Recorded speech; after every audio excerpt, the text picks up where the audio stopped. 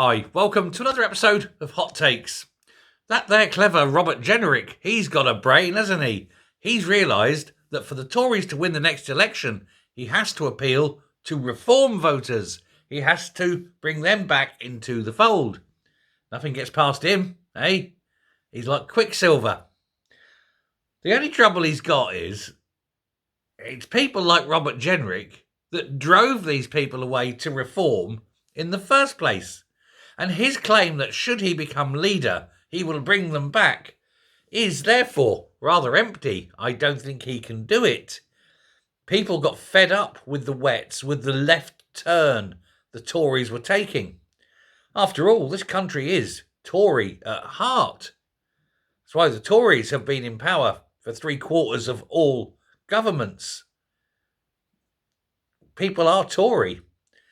All that happens is, after enough time, they get a bit pissed off with the current Tory government and let Labour have a go. And then usually, and quite quickly, regret it. Admittedly, not as quickly as this lot. But for Jenrick, the times they are a-changing, of course. And the answer this time isn't blowing in the wind. The answer is blowing in the ether.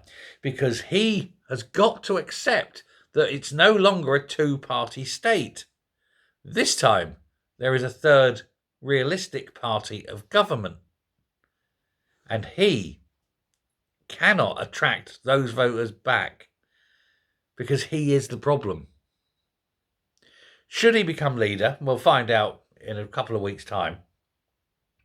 But should he become leader, I think the Reform Party will be rubbing their hands together in glee.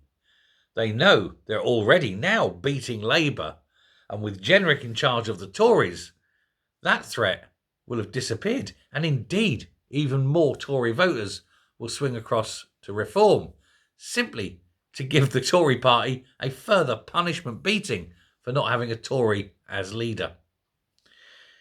I just think these people live in a world most divorced from reality. They don't see it.